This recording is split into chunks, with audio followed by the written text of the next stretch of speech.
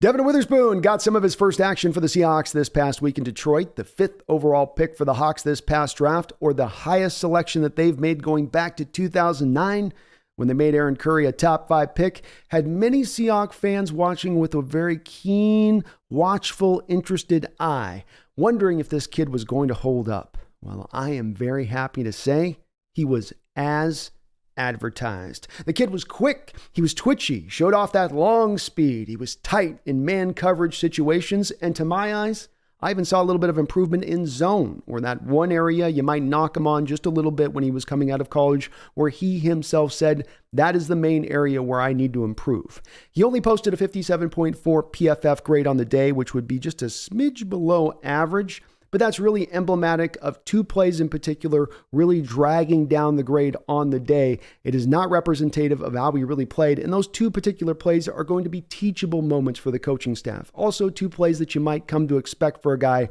playing his very first professional action as he was.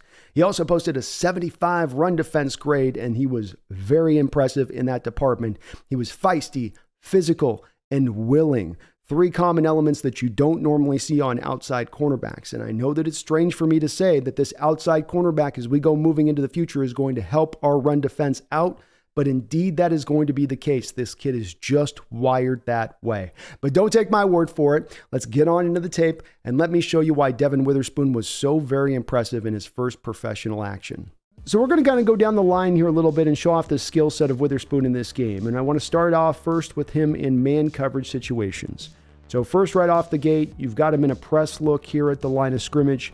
He's going to put a little stab, one-handed stab into the receiver there to get a little bit of control with physicality there at the line of scrimmage, throw off a little bit of the timing of the route.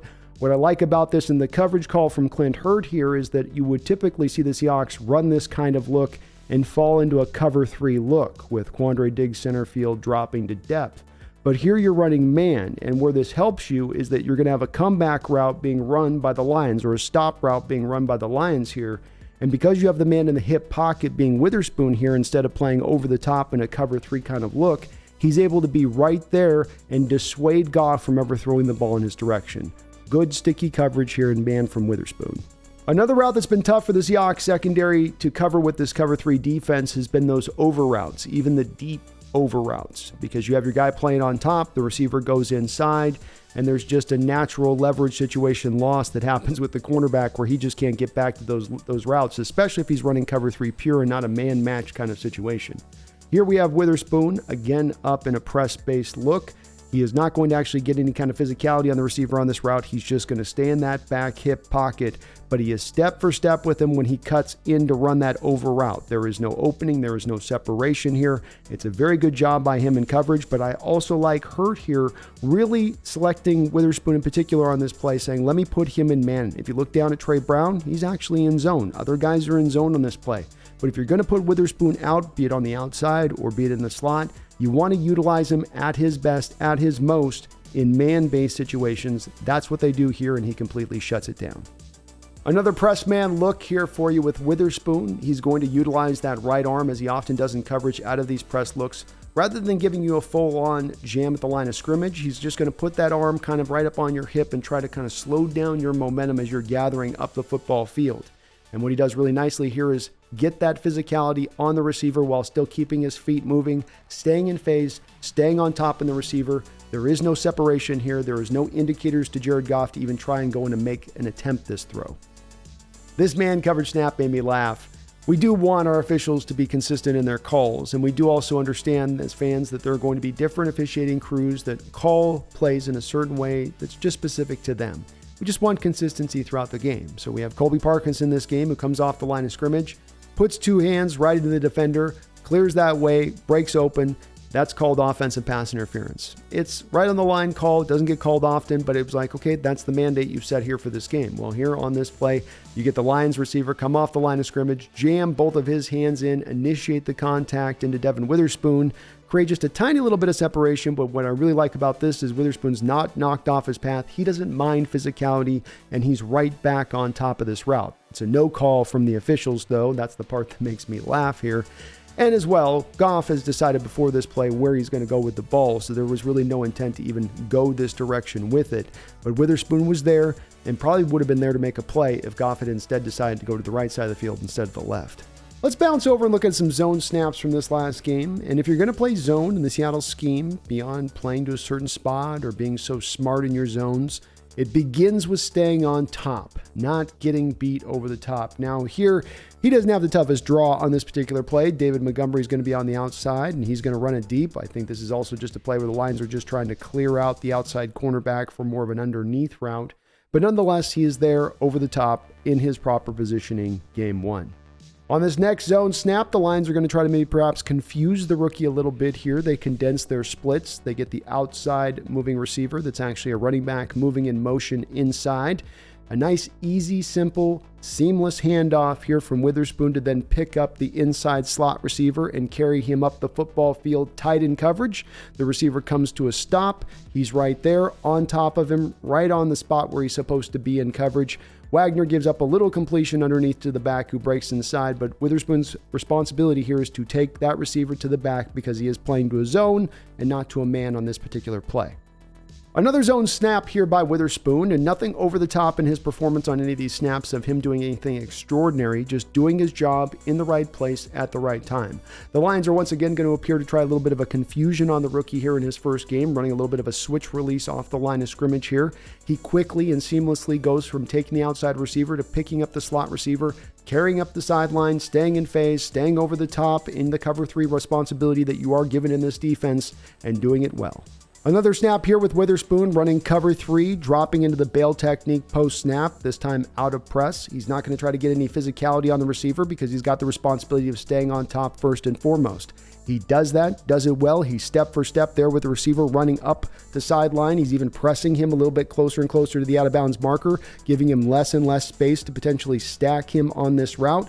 There is no chance the receiver is going to do that, though, here. He's where he's supposed to be, in the right place at the right time. Nothing too fancy. Just him doing his job.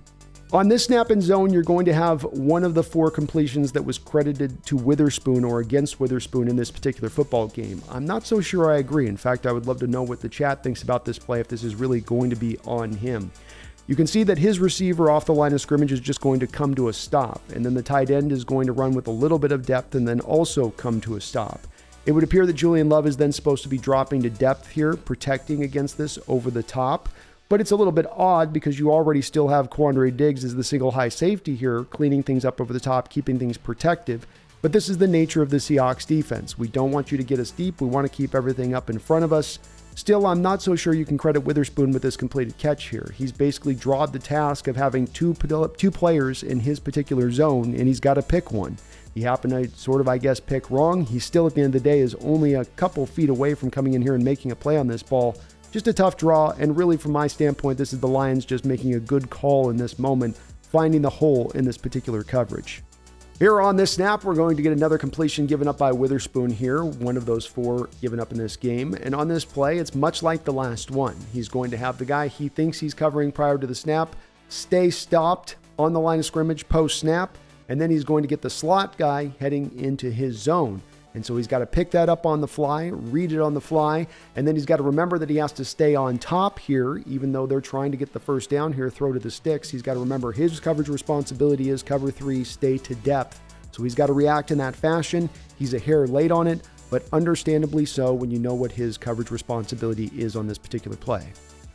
Here we're going to have catch number 3 given up in this game, and we're going to have Witherspoon up and again the press look as he's often been in this game. Love to see that. That's the right place to have him. You don't want him 10 yards in off coverage. Let's use him properly, and it does appear like the Seahawks are going to try to do that.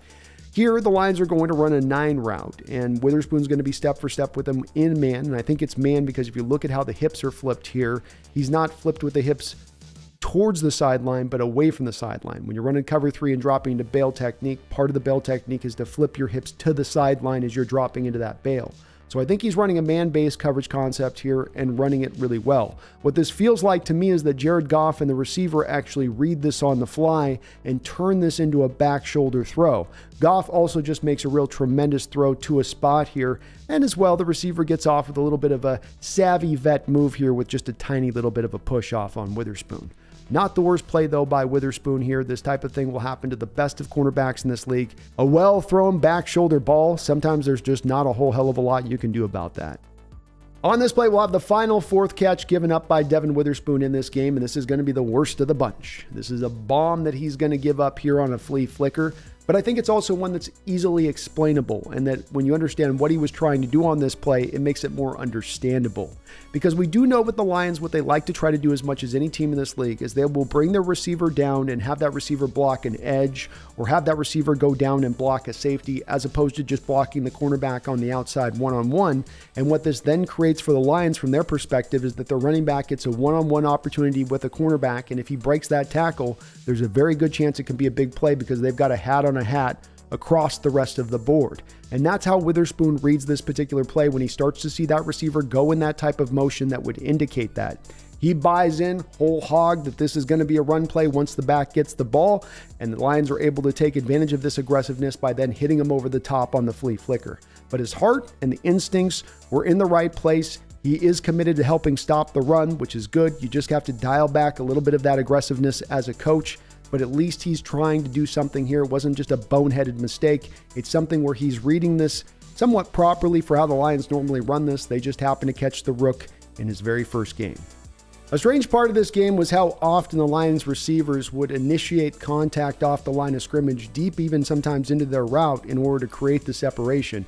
I don't know if they just didn't trust themselves naturally to do it, but there was a lot of them initiating that contact, which is just what you're going to have here. Witherspoon dropping into his zone, the receiver heading into his zone, and they run right at Witherspoon. They initiate the contact, stick out both arms, put it right into Witherspoon's chest, create the collision. For some reason, the referees called the flag on Witherspoon here, but to me, this is offensive PI all day. And again, it would be nice if they actually called this consistently, as you called it on Parkinson later on in this game on a very similar kind of play.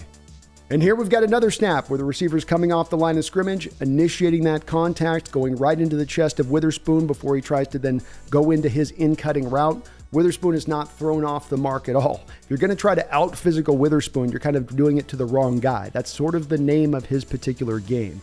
But he rolls with the punches on this one quite easily. He's right there in coverage, very tight, very close, as he was through most of this game. All right, so we've seen Mr. Witherspoon in zone, and we've seen Mr. Witherspoon in man. How did he hold up as a run defender in this game? Well, he held up great. And in a game where there's a lot of good snaps of him in run defense, this is the best of the bunch. Like I was talking about a moment ago, the Lions are going to work very hard within their scheme to end up having your corner matched up one-on-one with their running back in space, having to tackle. They don't believe your cornerback will be good enough to do that. And that is what happens here, where Witherspoon's got to rally up to the line of scrimmage.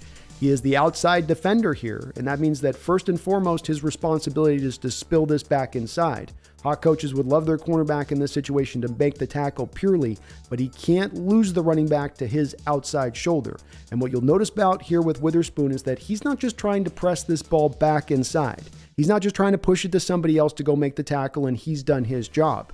He comes up and actually goes to make that tackle, even to the point of risking making himself vulnerable to that outside shoulder, to that outside leverage, like I said, that he's most responsible for here, spilling the running back into the inside. But he trusts his tackling ability here. He knows he's a good tackler, and he comes up and actually shows what would be proof positive, grade A, old school Hawk tackling technique. What I mean by that is that as a defender, you come up to the ball carrier, you attack the near thigh to you. That's what he does, is attack that near thigh. You wrap and roll on that thigh, and you will bring that ball carrier to the ground. And that's just what he does here. This is almost teaching tape-like technique in his tackling ability here. Wonderfully done. Another play here where the Lions are going to try to isolate Witherspoon as a tackler and see if he can hold up. The way that they're going to try to block this play is they're going to take their outside receiver, Khalif Raymond there, number 11, and he's going to try to get down to Julian Love, your strong safety, and block him up. Then at the line of scrimmage, you're going to have your tight end and your right tackle combo block on Uchenna Nwosu to start this play, but then the right tackle is supposed to get down on the second level to Jordan Brooks to eliminate him as a tackler, and this was, by the way that they draw it up at least, going to then leave Witherspoon one-on-one with the back.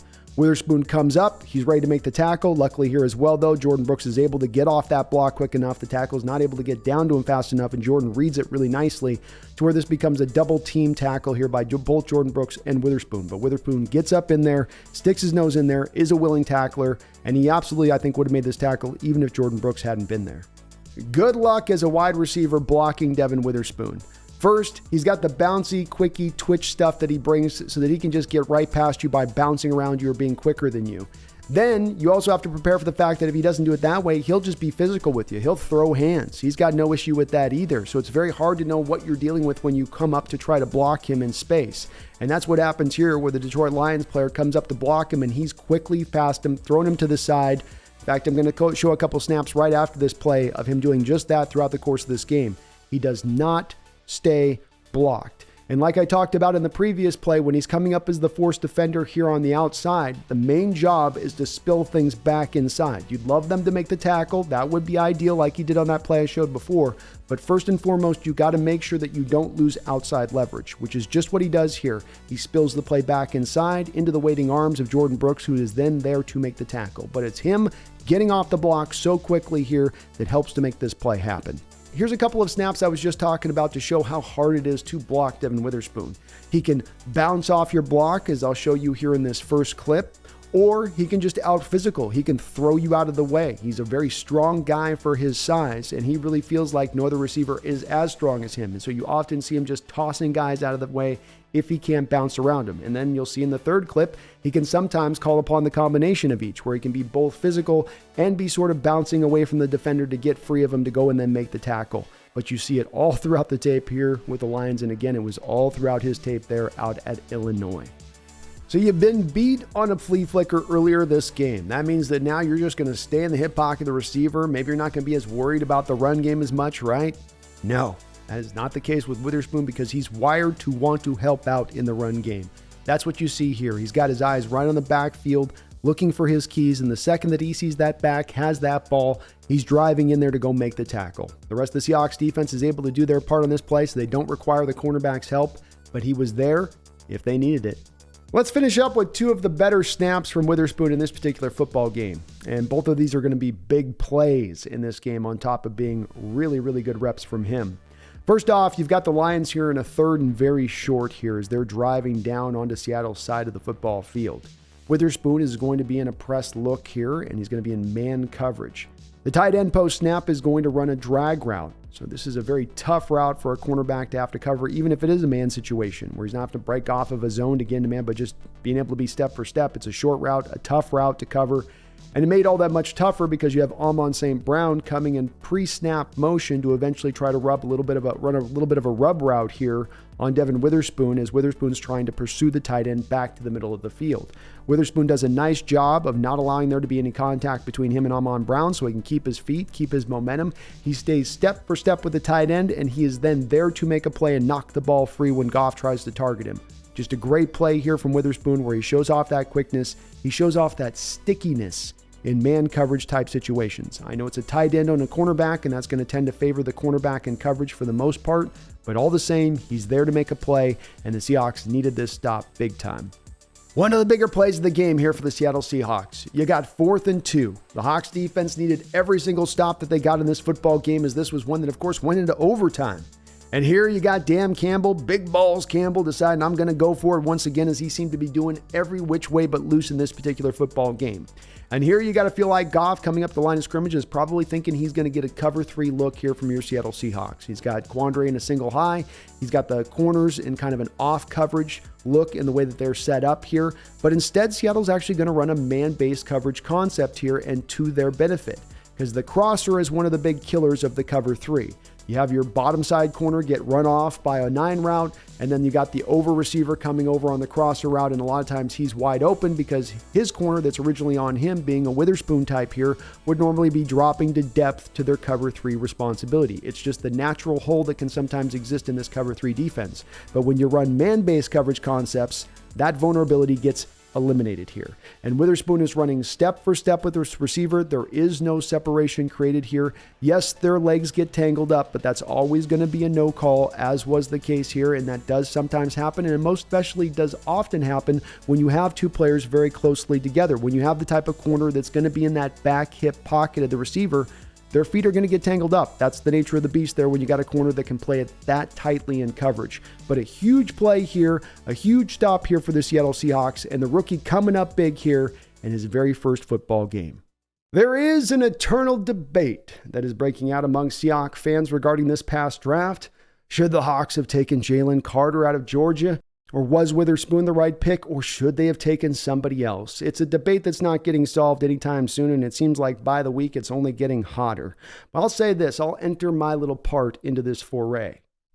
Jalen Carter, though he is playing very splashy football for the Philadelphia Eagles, is still being highly rotated along that defensive line, somewhere in the neighborhood of only playing about 30 to 35% of the total defensive snaps. Witherspoon is going to be your starting cornerback, and that means he's going to be playing about 100% of the snaps when he is in there. We'll see about where either of these players ends up landing, but if Witherspoon continues to provide the kind of contributions he provided this past Sunday in Detroit, he's going to help you win football games, and that is what matters most. My name is Brandon Kane. This is the Hawks Nest. Please hit the like button. Please subscribe. But beyond all that, don't you ever forget, go Hawks.